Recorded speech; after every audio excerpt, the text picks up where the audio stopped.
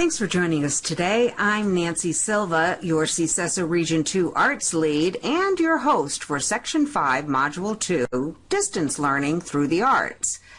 Before we get started, a special shout out. This Creativity at the Core Module 2 was co-developed by the Butte County Office of Education and the Shasta County Office of Education, me and Heidi Brahms, and the Music Center, LA, Keith Weifels. Today we will be looking at Section 5 of the 5 sections in Module 2. It's the last section, Classroom Connections, Extensions, and Resources. Before we get started, I do want to share the desktop with you and the website to make sure you're able to download all the wonderful resources you will need for this workshop. So when you get to the CCSESA Arts Creativity at the Core main page, we are the second module down, Distance Learning Through the Arts. You click on it, you get to our home page for our Module 2, and we have some how-to guides if you're a professional development provider on how to use Module 2, and if you're a teacher, how to use the module. So 2 different tutorial guides here for you. But what I want to call your attention to are the downloads to the right. Again, they're all organized by section. Section 1, you got Section 2, Section 3, Section 4, and then you have the Section 5 handouts at the very bottom. So what I need to make sure you have access to is the Section 5 outline, the PowerPoint that I'm going to be showing you as part of this webinar presentation, the lesson plan, the theater resources, and a creativity rubric, all that you'll find very useful. And if you prefer to download all the sections at one time, there is a way to download all into a zipped file on your hard drive by clicking on this link. So first let's take a look at the outline. I want to make sure you get a look at the outline because the outline for each of the sections will tell you how long the section will run, the standards that are covered by section, all the resources you might need for the section, and most importantly, the notes to go along with your PowerPoint presentation download. Every section has one of these outlines, and it would be useful for you to have that before embarking on this section and take a look at it closely so that you know what you're going to be using. And so now I'd like to take a look back at our presentation. Again, we're working on Section 5, Classroom Connections, Extensions, and Resources. And today what we'll be doing is seeing how one art teacher uses the Quillwork Girl Art Source lesson with her colleagues at an elementary school in Paradise, California.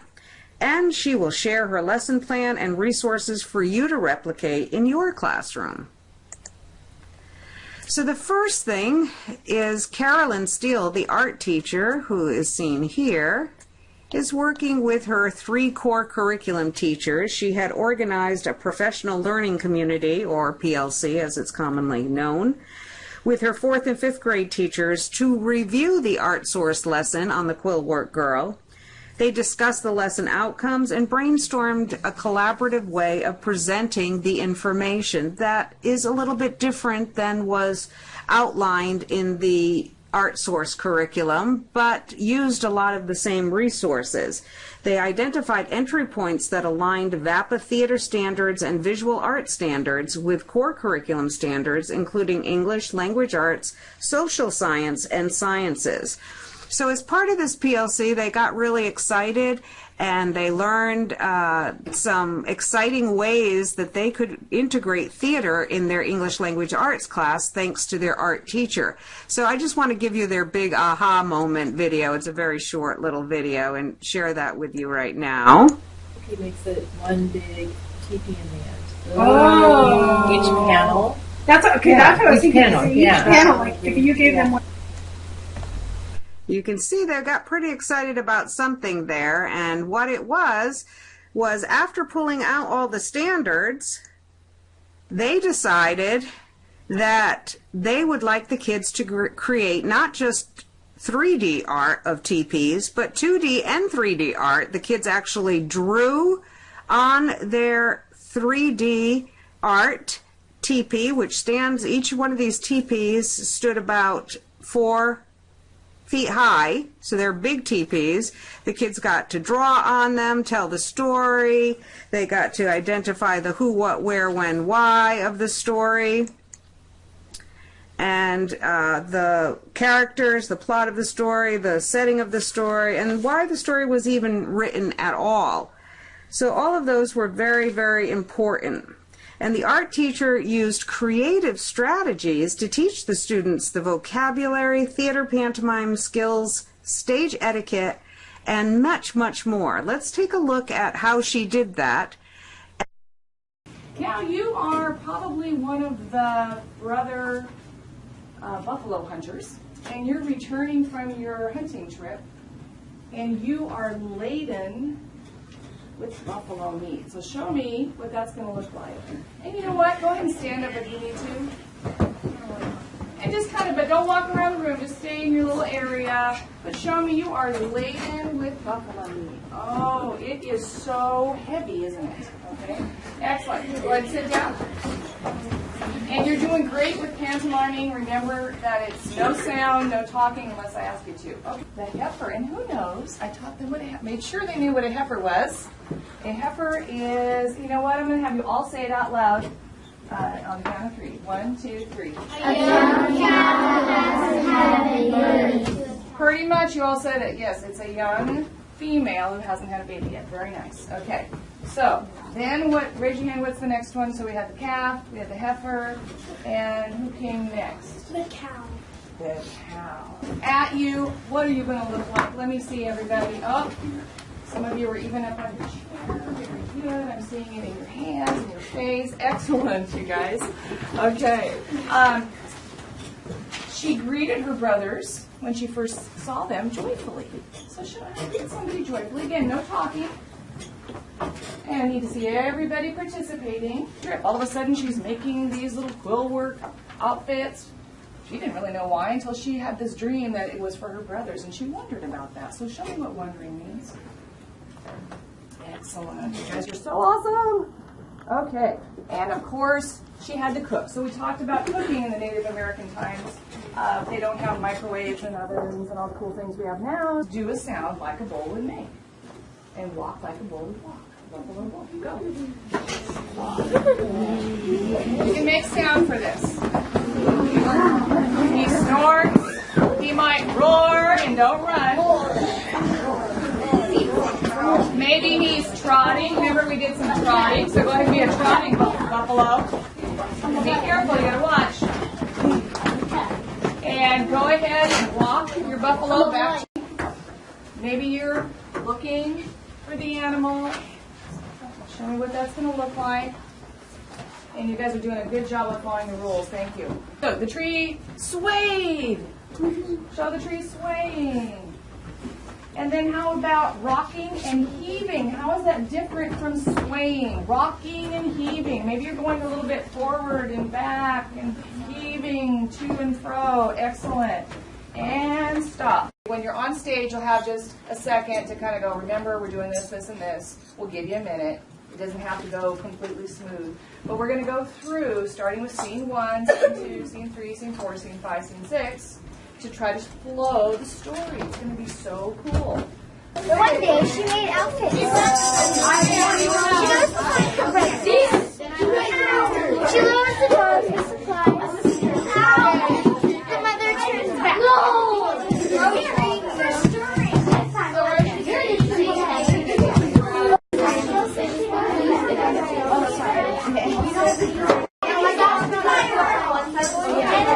I mean, use this because it's here.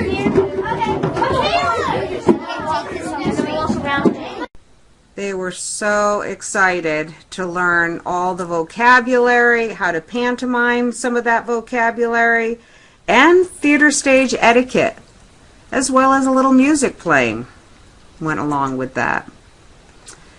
And the last thing they did was a rehearsal on stage. So she actually let the kids practice on stage and use all their newfound knowledge and theater skills before presenting to the whole school. So you're going to take a look at that now. Hundreds of years ago, there was a girl who was very good at coding. So good that she was the best among the tribes everywhere. At last, the daughter came to a lone, painted, and very large teepee, which stood near a wide stream.